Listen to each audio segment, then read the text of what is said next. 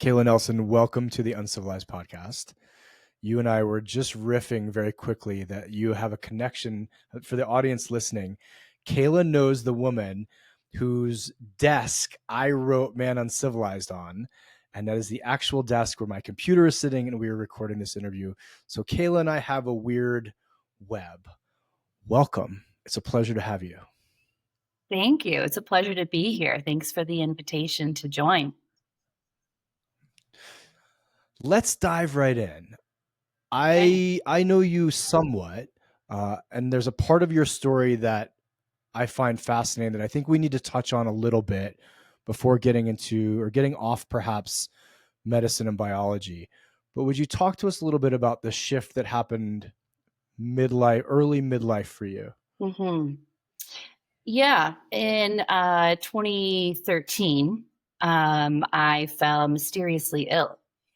And it took a number of years to figure out what that was, what was transpiring. And I was sort of in this invisible process that no one could Mm, see on the outside, yet I was experiencing internally. And through a number of events, finally found out that Lyme and co-infections, tick-borne illness, was what I was predominantly dealing with. And okay. from that point, I went through a whole slew of healing processes, some that kind of worked, some that really didn't work, and Mm, truly went broke in the process on almost mm, every level, and lost a number of things, basically everything, a number of different mm, times. And mm, in the Western model of what I was swimming in, and also weaving in Eastern traditions and homeopathic and holistic modalities, I still wasn't getting better. And mm, that's when I had finally said yes to a treatment that is mm, pretty radical. And that mm. is Bee Venom Therapy. Um, yeah. So that is where my life really, really shifted and started to change in a number of ways. Yeah. I remember first reading about that and thinking like, "Oh, cool. She did like what's not honey, like capsules of honey or Mm. like the thing that's on the back of bees, like the pollen that you could like take that internally." And then when I sat down with you and you explained a bit of the process, I was dumbfounded Mhm. by how long the process was, by the actual physical process. So I would love to get to that in a moment. But first, if we can circle back, and I'm not trying to just like trauma porn you, Yeah. but talk to us about how did you as a human and a being continue on the path when you don't know what it is? I imagine the Western medical system, I know the Western medical system is not very Mhm. compassionate or forgiving. And here Yeah. you are dealing with financial loss, and as you've equated other loss more than one time, what was it in you that had you keep seeking and keep searching? Yeah, for a long time, people would ask me that question, and my answer would be, "I don't know. I don't Mm, know." fair. Yeah. And now, where I sit today, looking back and what I know now, I recognize that as my soul coming online. Mm, And it felt like in the moment, the way I can describe it is everything external and even what was transpiring internally was eating away at my life. Yet there was like mm, fraction, this fraction of a thing that was maybe 1%, if we're putting it into numbers, that was like, keep going. And that mm, fortitude and that will from that part, even though it was so small, like sometimes just fractured, even of a fraction of that, there was a part of me that hung on to that, even amidst all of the loss and pain mm, and everything that was going on. And it struck me for a number of years, what is this thing? And now I know it as soul, my Mm, soul, and the fortitude and the stubbornness. And thank God for that stubbornness, yeah. that has really kept me alive and here and Mm, with you on this call. mhm. Beautiful. Thank you. I, Yeah. I want to tease the word apart just a tiny bit because soul is such a loaded idea. But Yeah. before we get to the actual word, and then again return back to the details of bee venom therapy, if you can, Kayla, what did it feel like? What did that 1% feel like? And what I'm trying to do is put my audience in your shoes. Was it Mhm. just like a background belief? Was it like a tiny little piece of evidence that would show up, or Mhm. how was that fraction of a 1% registering in your body at that time? Yeah. A few things. One is, and I actually kind of cheesily have it with me here. This is a little heart rock, and Mm, I'm holding on to it. It just kind of helps to ground me in.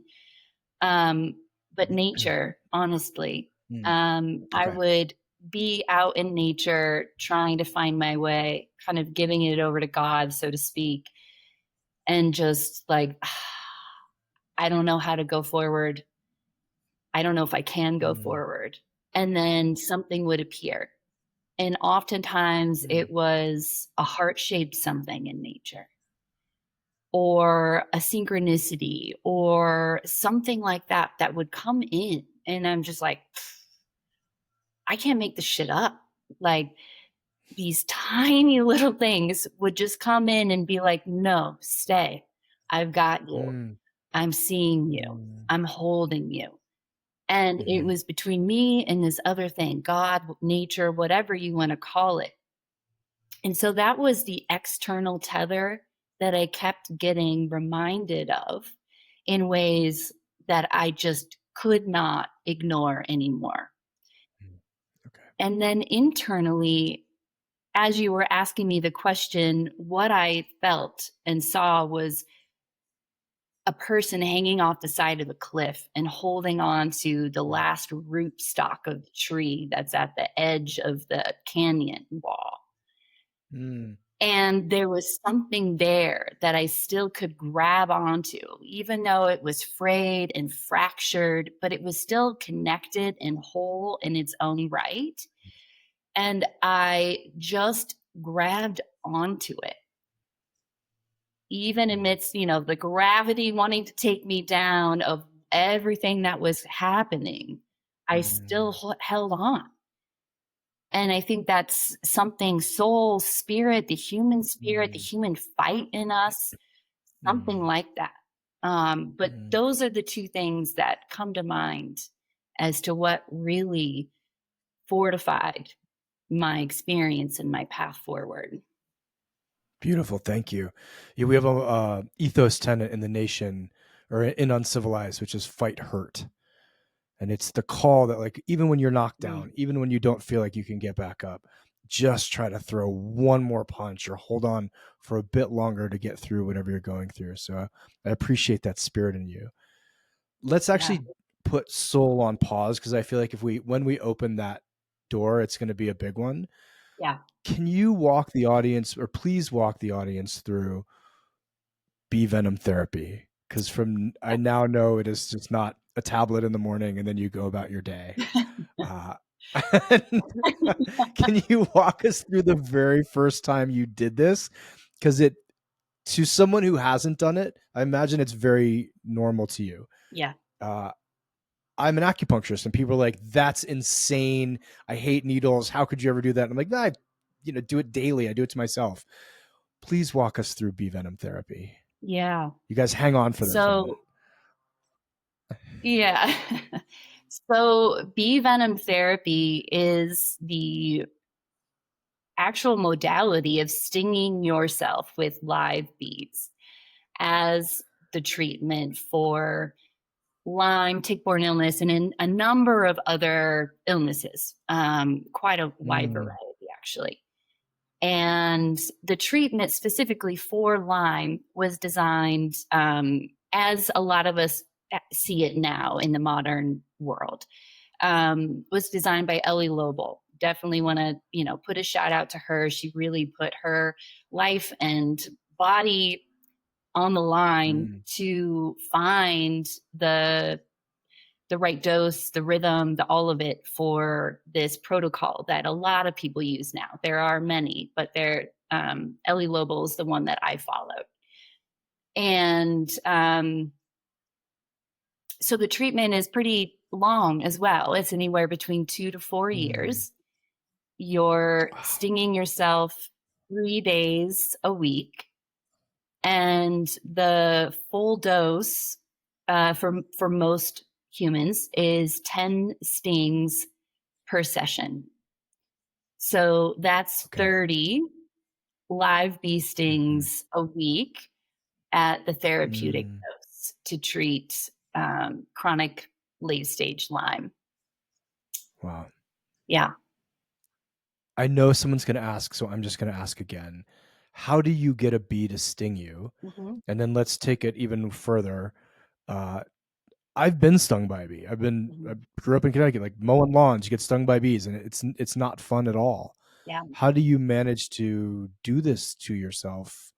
Walk us through the physicality of it. Like, Yeah. do you have to sit down and pep yourself up? Like, okay, we can do this. Is it more of a meditative process for you? Does it hurt? Where do you sting yourself? Yeah, it's a bit of both. Definitely pepping yourself up and dropping into a meditative process. And Mm. before stinging, before doing my first, we call it a test sting. And there's a whole protocol and parameters to this. And this is one of the ways that Mm. I support people now for the past 5 or 6 years is implementing this protocol in a safe, effective way. Mm. And so we do a test sting, and you have an EpiPen, you have tools with you, you have an emergency plan, all of those Mm. things to make sure that you're not allergic. And if you are allergic, God forbid, there is, safety measures in place. So Okay. from there, with all of that information, you have a little hut in your home. It's like a little insect box, like looks like what you would have as a little kid when you're going and, getting grasshoppers or praying mantises or something. And most people, I did myself, you order bees through an apiary and you get them sent to you in the mail. So you can actually have bees on auto ship to arrive once a week, twice a week, once a month. And you keep them in this little box, this little insect box with a plexiglass moving front door. Uh, and at any given moment, you could have 30 to 120 bees in your home in this little box. So um, then you kind of Mr. Miyagi style it with these particular tweezers. uh, so you catch a bee, one bee at a time. It's Mm. challenging, but it's easier than what you think it is. So you Mhm. catch one bee at a time, and then you use these curved nose tweezers to essentially put the bee on the curved nose tweezer. You catch it by its thorax, which is the middle part, meaty part of the bee. And so the butt of the bee is coming off the edge of the tweezer. So then essentially you have Okay. like a primed needle here, and the end Mhm. of that is the stinger. Okay. So from that point forward, um, most people, I recommend you'll ice your back. That's where we sting in this particular protocol. There's, again, number of different ways you can do it. But so you move like an inch away from the spine. You don't sting directly on the spine. And so when you're ready, you take the bee on the tweezer. And the moment that the Mm. bee touches something, your skin, a surface, whatever, it's gonna want to sting. So the stinger will come out, and then you've got your first sting. And on the end of the bee sting, The stinger itself, you'll see a little sac, and it looks like a heart, Mm, like a little opaque heart, and it's beating, and mm. it's the venom sac, which is actually pumping venom into your body. Wow. Yeah. So, Wild. We should do the math. I don't wanna do it on this call. yeah, But wait, that's probably like 1,500 stings a year. No, more than that, right? If you're doing 90 a week, right? yeah. No, That's 30 a week. 30 a week. Yeah. Okay, so it's about 1,500 a year. Yeah. Yeah, so I ended up doing the therapy for 4 years. Um, there's a Wow. lot of reasons behind it was 4 years for me, it's not 4 years for everybody. And Okay. yeah, for me, it was, over 5,000 times that I've stung myself. Wow. Yeah, and thinking about that, people are like, "Oh my god, how could you sting yourself thousands of times with bees?" Right? Yeah. And I just want to highlight that because when people are going through this chronic illness of late Mhm. stage chronic Lyme and tick-borne illness, Mm. you will do what it takes to get Yeah. your life back. And if that Yeah. means stinging yourself, this many times, then, I was at that point Yeah. and nothing else was working. And I saw so many incredible results of people Mm. completely healing themselves through this modality. Mhm. Yeah, that's wild. It's so wild. Hey, this is Traver. I hope you're loving this episode of the Uncivilized podcast. I certainly did.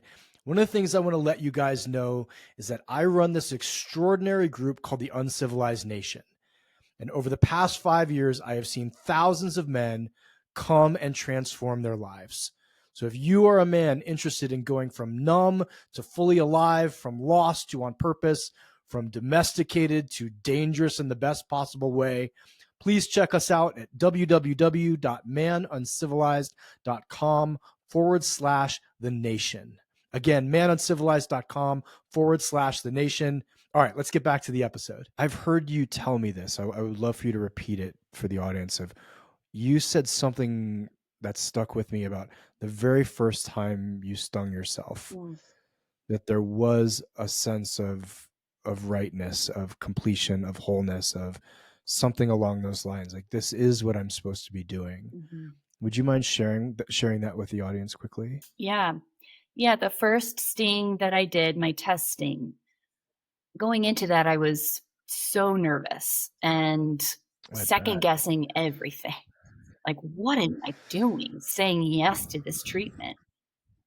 And the first sting went in, and I felt this sense of calm come over my body, and my voice actually lowered.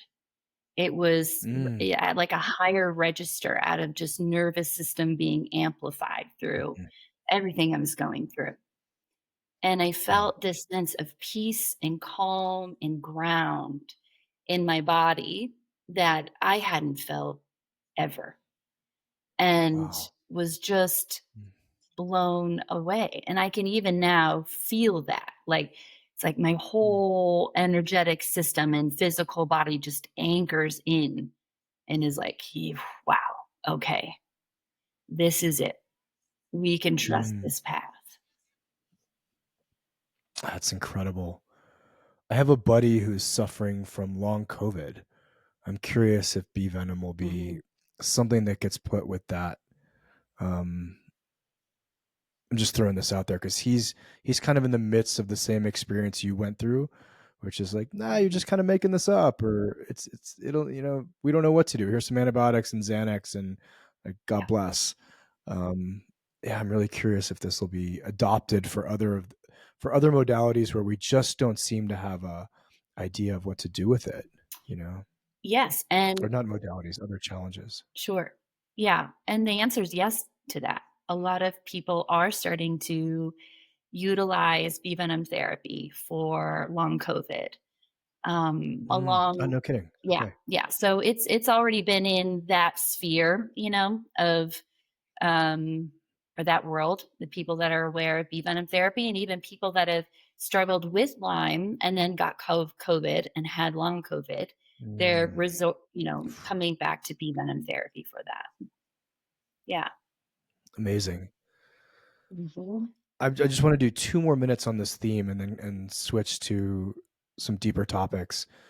Are you open to sharing about your health now and Yeah. what the result of that has been? Because it's when did you complete the therapy, Kayla?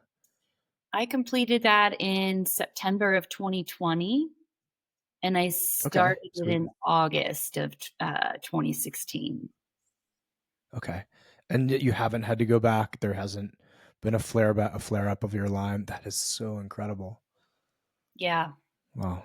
Yeah. Okay. Mhm. Yeah, there Thank have you. been other things, that still Of working course. on. Yeah. Yeah. And but as far as Lyme goes, no, I feel fully confident that I have eradicated that from my body. Oh, that's so cool. Yeah. Okay. Talk to me about your definition of a heavily loaded word, soul. Because you said like you felt like your soul was coming online or everything but your soul was being stripped away. And I love this conversation. And this is one of my favorite topics to riff on and have um, really unique, brilliant people speak on. So please Mhm. tell me what that means to you. It is hard to describe. It really is Yeah. hard to describe. It is a felt sense. It is a relationship Mm, for me, I'll speak. It's a relationship built through life's experiences. And yeah.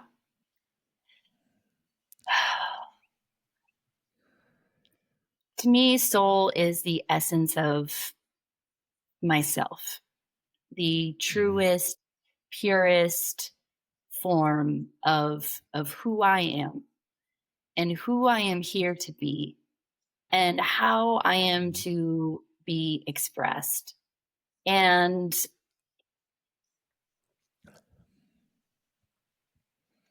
I do believe that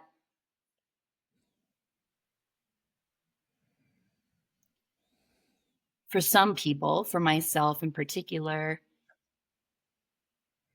soul is a remembering process. I mm, think that I think my experience, my lived experience is like one of the paths that we have an option of taking when we come into this world is actually reconnecting and recommuning with this soul, with our soul.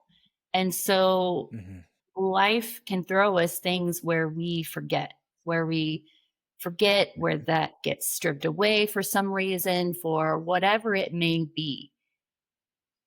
And then there's that tether inside to our soul where the soul has, left the building, for lack of a better word. Um, and it's a mm, journey back to reconnecting those tethers to each other. And I don't know mm, why Lord of the Rings is coming up right now as a thought of, the whole process there is a journey of soul and reconnection to that. mm, And I feel like life is that path of going through the mm, mountains and meeting, all of those shadowy, dark parts and the hidden things in the mm, corners and the cruxes, and fortifying what it is we're here to do as our mm, own unique imprint. And inside of our own unique imprint, also the weaving of that in the tapestry mm, of life and humanity and beyond itself. mm. And yeah, those are some aspects. Again, it's hard to really define it. Yeah. It's more of like an action in a felt sense. Mm. And Yeah, I appreciate you not struggling through it, but what's the famous saying about the Tao? Like, that which can be named is not the Tao, and the Tao that can be named, like, is not it, or something like that. I yeah. just some purist is going to email me all upset, but I feel the very same way, that you kind of know it. I'd love to share a quick story, because you've hit me with something, that your soul has left the building. Kayla, I worked with a man for a number of years who was super influential in my life. He passed last January, quite young, but he was a Mm, Jungian therapist, and his name is Tom Elsner. He's been on the podcast before. Some of my listeners know him, and I remember going into sit with him, and as a client, and saying, "Hey, this thing just happened to me. For 6 years of my life, my blood, my sweat, everything has been into building this gym that I've run as a community, and all this stuff." And I said, I knew I was leaving, and I still had like 6 months left, and I went into the building, and nothing felt right. mhm. It was like someone had been in my house and kind of moved the furniture, and kind of moved the paintings, and like taken my fork from where it usually is, and moved, but nothing had been moved. And I went and sat with Tom, and I told him that story, and he said, "I think your soul has left the building. It's time for you to Mhm, move on." And so mhm. anytime this makes me emotional, because I love that man so deeply. Anytime I hear that phrase, it's like, yeah, I couldn't tell you what left the building. Right? If someone was like, write it down, you have 140 characters for Twitter. What left the building? I don't know. Like you said, my essence, my story, the deepest part of me that is here before I got here and will be here after I'm gone, Yeah. just didn't want me to be a CrossFit coach anymore. So thank you for sharing that. Um, I know something you're very passionate about is the awakening of the soul, and the awakening that feels like it's happening, or is trying to happen right now in the collective and in society. Would you mind speaking a little bit about that before we dive into the Predator? Yeah.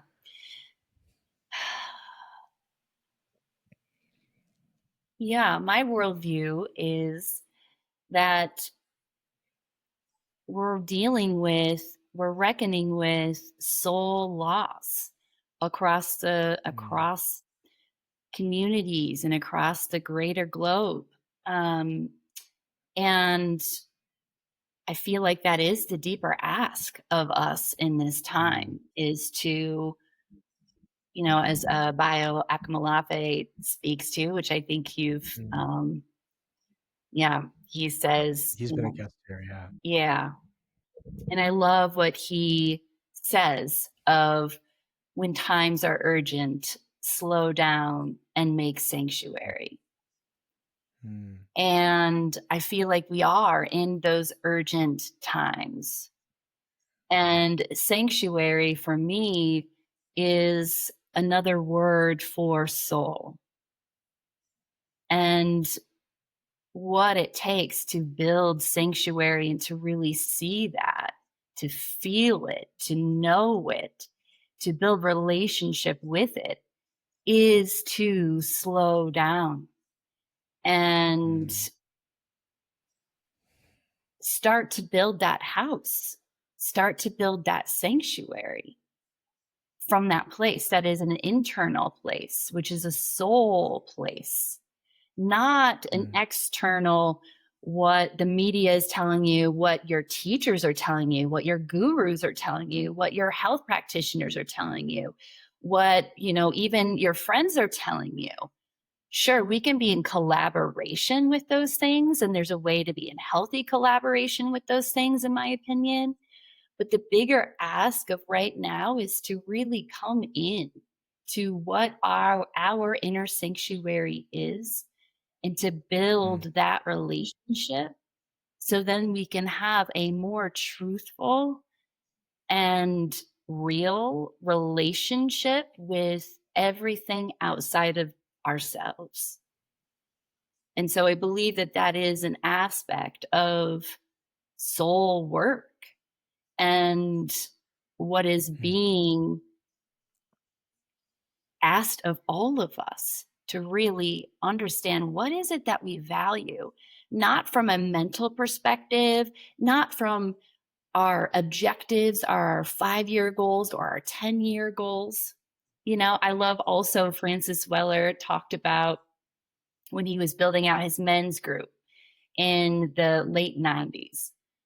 And what struck me was he said when they were building out the ethos for that, he's like, what Mm, is the 200-year goal of what we're doing? It's mm, not a 5-year goal, a 10-year goal, a 20-year goal. To me, I interpreted that as it's not a goal for me. It's a goal mhm, for the greater good of the next generations to mhm. come. And that is Yeah. what I want to anchor my path, my vision, my service in the world of. And Mm, that really struck me. And I think that that was a very soul aligned way of building life. mm. It's beautiful. How does one start this process in your view? So, someone listening to the podcast, because it's very touching, the words you use, the way you describe it, I don't see a counter argument. Mm, I don't see people being like, you know what, this chick's wrong. We need to speed up. We need to get back in our right. heads. We need to build for the Yeah. now. It should be Yeah. very apparent that that is not working, and we're running to the proverbial cliff that you were hanging off of in Yeah. the beginning of this conversation. So how Yeah. does someone who's listening to this and feels something right now that they don't quite know how to put language around Hmm. continue to be in that place in your view? Hmm. Hmm. I mean, it may sound so simple and also perhaps even cliche, which I feel like the cliche things have gotten in the way of us actually doing the things that are like, you know, um, um, to me, the simplest way to really start this process is to sit with a Mm, tree, sit with the grass, and go find yourself one place that has mm, some elements of nature in it and make that your home base for the next 30, 60, 90 days and sit and build relationship with yourself mm, and also the square feet that you are sitting around and build relationship with that area that you're sitting in as well and start to notice the mm, subtleties, the changes, the messages, the sensations, the stories, the all of that that get evoked inside of you mm, and watch and see what nature is reflecting back to you.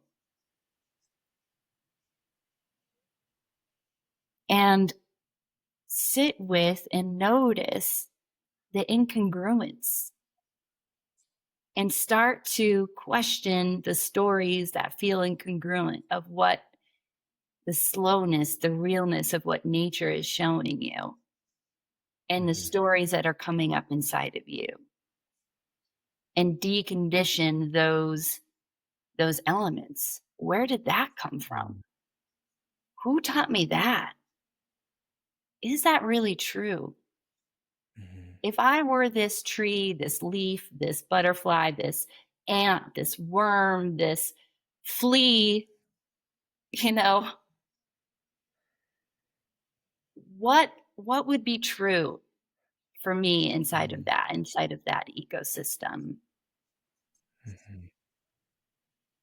So maybe a big ask, but yet it can be a simple one to just continue to Yeah. slow down and build that relationship. and Mm. decondition and untangle the Mm. stories and the layers that get in the way of you actually connecting to the indigenous part of you.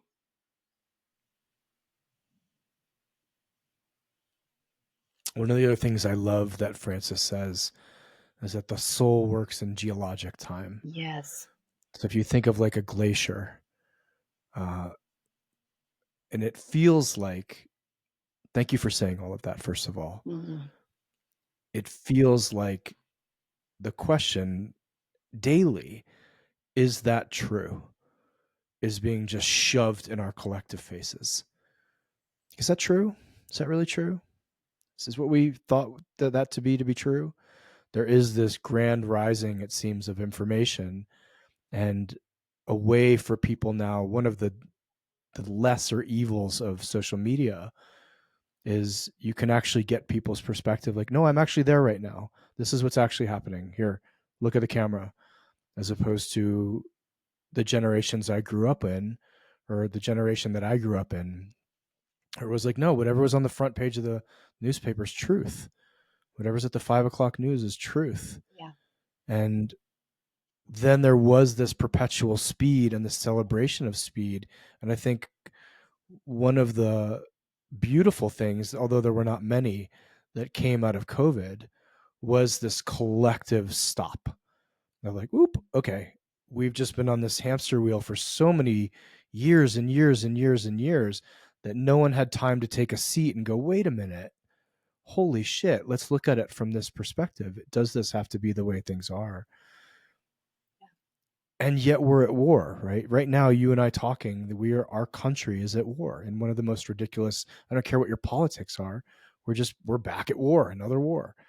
So how do you, and I made this maybe an unfair question, how do Mhm. you square what you feel or may feel as the tension of society, the division of society, the current political state, with what feels like to be also, I agree with you, true, of a lot of people waking up in a much faster way than in the 90s Mhm. or in the turn of the century or even pre-COVID, right? Where people were just on a conveyor belt they couldn't get off of. Mhm. Is that question fair to ask? Yes, and can you ask it again? Sure. I agree with you that it feels like there is a collective awakening happening. And yet, what I also feel in the culture is a gripping and a tension and almost a violence that's Yeah. quick acting and emerging with that same process. So I'd love for you to speak on that just from your perspective, if that's something you'd like to. Yeah.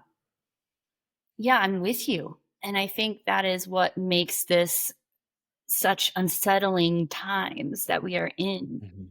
We're having to witness unbearable atrocities and to really reckon with and meet the soullessness, the soul Mhm. loss, and getting to witness it and bear witness to it while we're Mhm. also feeling and reconnecting and questioning and being like, what is my values? Where are my dollars going? Who am I supporting? And all of that. So all of these things are happening. And when I was hearing you speak on that, what I was feeling was, and what I also hear from the elders that I also listen to and seek solace and support in, is we're also in a time of great maturation where we are being asked Mm. to mature in a way of holding such contradiction and believing the contradiction, Mhm. no longer gaslighting ourselves or other people that the contradiction and in our lived reality and what's happening is true. Mhm. Like you were saying earlier with, back in the 80s and 90s, the news would come on and we would just believe it. Mhm. In a way, this is a broad statement and a big, bold statement, but in a way, we were naive in those times because we were just listening to what we were told. We were Mhm. obeying. Mm. And we are all waking up to the things that we have been obeying to, silently or not Mm. so silently. And that is Mm. some real uncomfortable material. And it takes a lot of courage to make a change, to say the thing, to say, this is real. Mm. These people, these energies, these motives are real. Yeah. And what do we do with Thank that? you. Mhm. Yeah. I remember listening to a Carolyn Mace piece a couple weeks ago, and she said we have to bring the word evil back into into the collective conversation. That we Yeah. simply just don't use that word anymore, and we are yet witnessing. Like we can go from I can turn my phone on and see children getting demolished and then read stories of children being violated in the most horrible ways. And as a culture, we're like, nah, we're not. Evil's like a biblical thing. Mhm. We just that's way way in the past. But yet, I agree with you that it is a force that's front and center. Can we use this to transition into the conversation about the predator? Yeah. This is something you and I both share with Francis Weller and his idea. It's something I sat with in the dark. It's something I've written about. I would love to get your view and your language around what that means and how you've personally experienced it before we go broader out into the culture. Yeah. Yeah, I appreciate that question, and I really appreciate that conversation that we had before this one where that emerged in a Mm. shared language, and I'll start talking about it through my own lived experience and waking up to that. Mm. And, to what Carolyn Miss had shared around evil, like really acknowledging that evil exists. And predatory energy for me is also one of those things that feels taboo to say, but is an awakening to a maturity of what is real, what is actually real. Mhm. And, my health journey was through Lyme and tick-borne illness, and mold was also toxic mold was also an aspect of that. And Mm. once I started looking underneath the covers of outside of the biological and physiological aspects of these two things, a pathogen, a real bacterial pathogen, viruses, and mold, because those things kept reoccurring in different themes and waves in my life. And I was like, what is this thing? Especially with mold. Why does this keep coming into my life? No matter Mm. how much I try to protect myself from it. What is this? So taking it out of the biology, physiology, and moving the conversation down into a modern mythic lens here, because these things are real and they exist 100%. So I'm not wanting to negate it with what I'm about to talk about and bring it to the mythic lens. And I want to be really clear about that. But when we look at what happens, so what is the action of a tick? The tick is this tiny little pinprick of an invisible insect, nearly invisible insect, that can carry up to 12 different plus pathogens in it, that can take a human out, that takes herds of elk out, takes herds of deer out.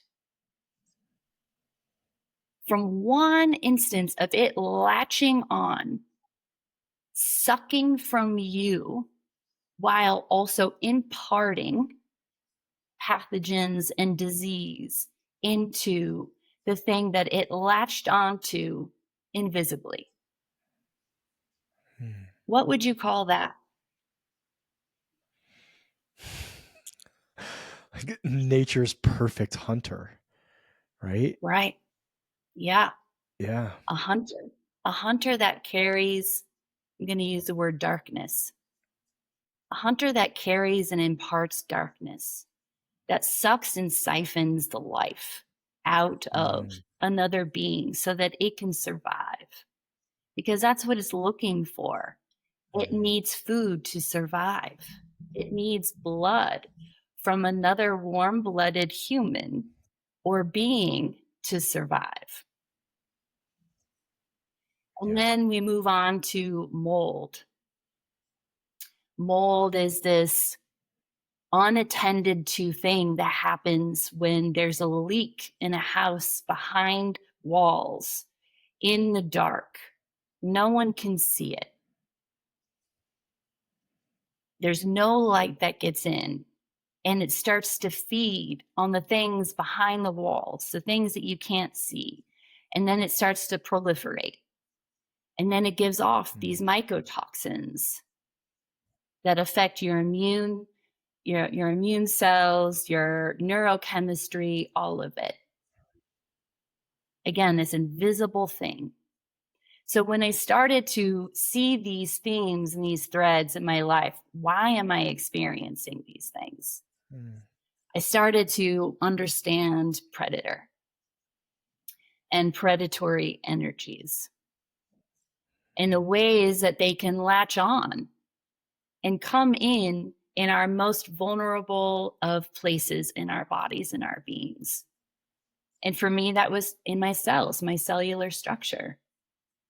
And there's a whole conversation that we can have around the ways that trauma, childhood trauma, and things like that can be windows and doorways into and for these particular types of energies and bacteria, viruses, and pathogens to come in. That's a bigger conversation. But what these life experiences have taught me is about boundaries. And boundaries different than how we talk about it relationally, right? But boundaries on the biological level and on the spiritual level to protect us from these entities, these things, these predatory energies that come in to take life force energy from us to feed, because that's all they want. They want to feed. And so that I went down a little bit of a deeper rabbit hole inside of my own experience, but that's my experience of how I started to become more aware of and illuminated to these predatory energies. And I think that we can see that across the board collectively in our society. And what I find fascinating and what brings chills down my spine sometimes is, especially with what was happening in Minnesota recently with ICE and the protests and the people coming out and using their voice and protecting their community and protecting the people and protecting humanity, right? And what I felt in that moment was seeing people coming out of their freeze response, out of their fawn response, and starting to activate and make themselves bigger, bring their voices forward, call out the thing, call out the siphoning, call out the wrongdoing, call out the predatory energies. And that's what I feel like is happening. That happens on a biological level, like our cells actually get out of what we call cell danger response, where our cells are essentially frozen and blocked from receiving or expelling the things that we need to expel. And what we need to get out of that cell danger response, we could equate that to our community danger response, is to move out of the freeze and the fawn Mhm. and into the activation, the bringing the voice, the calling out, the taking action, the learning how to be good protectors and to recognize predators and calling them out. Mm. Thank you. Yeah, it's not lost that we've literally just had the most public list of high profile predators released into the population, and we're still struggling with what to do about it. But it has mobilized voices. Yeah. It has brought people out of the woodwork. It's had people say like enough's enough. Do you sense in the society that we either if we take the mass of the collective, you're either seeing a fawn response or a freeze response? And for can you also just define fawn response for people who don't know what that is? Yeah. So fawn response is the quickest way I could respond to that is saying that it's like an acquiescing. We're acquiescing to Mhm. danger, to threat, to conflict, and Mhm. placating in a way out of survival. And in some respects, that is an accurate way to respond. Mhm. Um, and we're waking up out of that. Mhm. Do you see those as the two primary responses societally to most things? And that is what we're waking up out of? Freeze and fawn, that Reason is? fawn. Yeah, I do. I do think that there's an atrophy that has happened um, Mm. societally, and yes, I do believe that freeze and fawn are the two aspects that we're really waking up out of, and especially women. Mm. You know, Mhm. and again, a bigger, longer, deeper conversation about how we got here, and as you're well aware of in the work that you do. And yeah, I think that we're waking up. Do you think the idea, Kayla, that of predator is starting to make its way? Because I believe you and I have the shared language from Francis Weller that it's not just there's a bad man hiding in the bushes in my neighborhood, there's a predator, or what even more classical of like someone online that's speaking inappropriate or grooming children as a predator, but just this energy itself, Mhm. that there is a collective predatory energy that we like a force of darkness Yeah. almost that we have to contend with. We could almost use the word evil, Mhm. but it feels like it has I mean, I don't want to, it's got predation as part of it. Evil can be sitting in the corner waiting for you to bump into it, where it feels like the predator is the one that's actually moving actively towards you. Do you feel like this Mhm. concept is piercing the collective or entering the collective more than it has at other times in your life or in the prior stages of your life? Yes, absolutely. Absolutely. And for me, and thankfully, paying ode to Francis Weller's work again, he is one of those people that has really woken me up to this and what we were talking Mm. about earlier around soul loss. Mm. And I think that is where the opportunistic predator can come in, is when there Mhm. is a disconnection to soul. And yeah, and I want to be careful here in talking about this in a way too, to not demonize humans, because you know and all of that, because I do believe that we all have the ability to be humans in right relationship with the world and with ourselves, and not Yeah. and using the word predator doesn't necessarily mean that they are a evil, bad person at their core, you know? Mhm, mhm, Um, mhm. yeah, and even saying that is like tricky to talk about. There's like so much nuance inside of that. For Um, sure. One of the things I speak to men a lot about is the duality of the predatory energy. mhm, And it is nuanced. And a lot of times I'll get the head turn from guys of like, what are you talking about? I had a couple guys or a group of guys here 2 weeks ago and said, I want you to think that there's something actively hunting you. mhm, Now, that could be low self esteem. It could be procrastination. It could be pornography. It could be heroin. It could be gambling. There's something that when I'll use your languaging, disconnect from your soul, which happens, mhm, right? We just want to just have grace around this, that sometimes life comes in and just like knocks you on your ass. You're like, I don't know what happened in the last 3 weeks, but such and such and such and such, that there's something hunting you. And then the way I flipped it with them too is a lot of times when that takes you over, or you are weakened, or you are stressed, and the numerous factors that tend to come together when I'll speak about men, act out, mhm. there will also be a particular way that you become predatory. Yeah.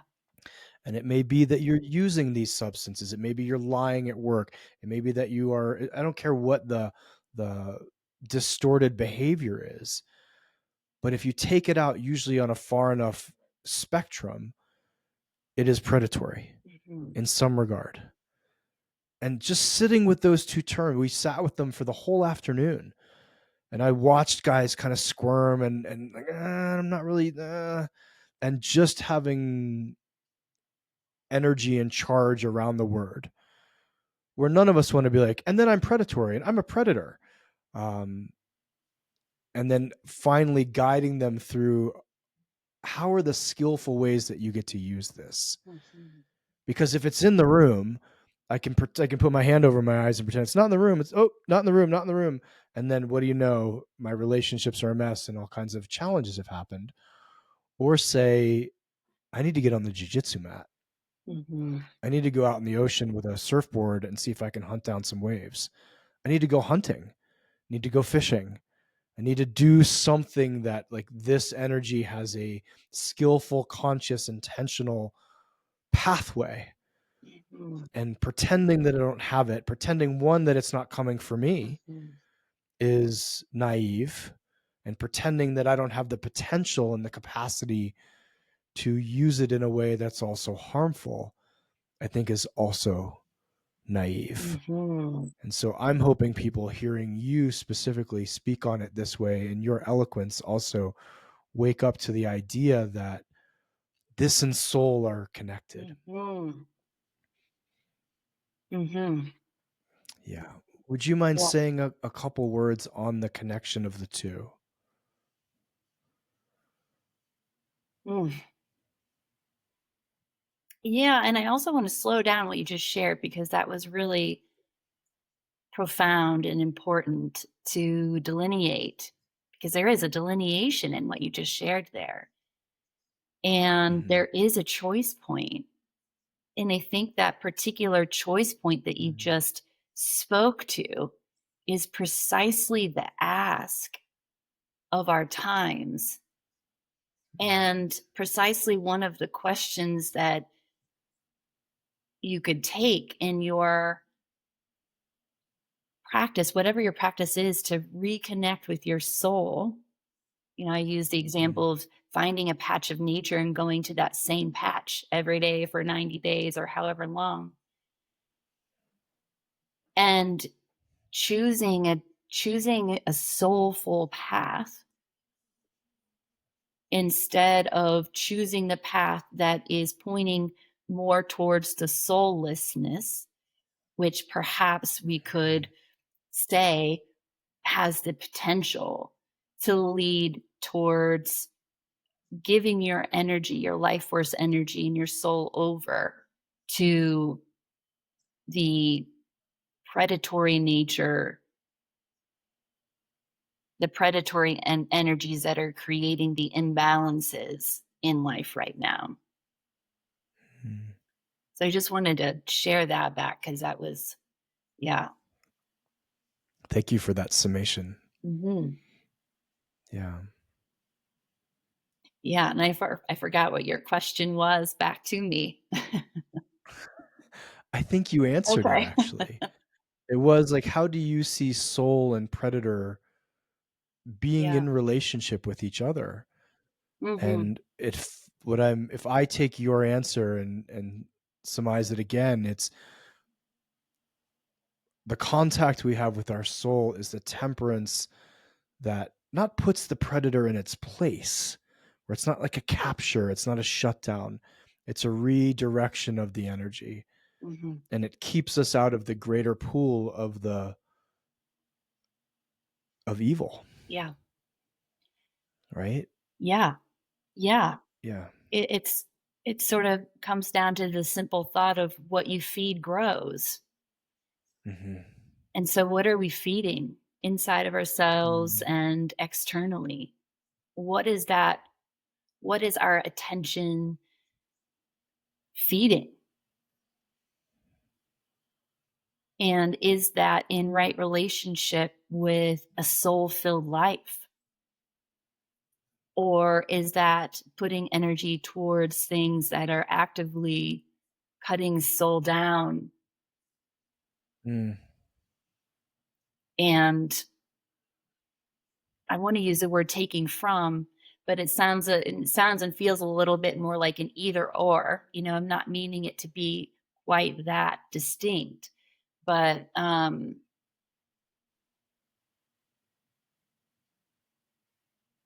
yeah, it is a reconfiguration. Yeah. Let's put a pin in it here. Thank you. I really appreciate you. I really appreciate the way your mind works and the way that you speak, and the depth of your own soul that you access when you do share. So thank you for being here. Kayla, are you open to people connecting with you and finding you and working with you? And if so, where can we direct people listening who've been moved by this Yeah, conversation? yeah, yeah. Thank you, Traver, and thank you for inviting me and this collaboration and this conversation. And yeah, you can find me. Please do reach out if something feels alive and moving you to a deeper conversation with this work and Bee Venom Therapy itself. Um, so you can find me at sagenourishment.com. That's my website. That's the easiest way to contact me. I am on social media, not that active there. Uh, yeah, just a smidge. But yeah, so reaching out on my website is the best and easiest way to get in contact. Beautiful. And we'll have all that in the show notes. Kayla, thank you for joining. Folks listening, thank you so much for your time and attention. If something in this moved you, please just share the episode. Kayla, have a great rest of your day. Thanks again for coming in. Yeah, thank you. You too.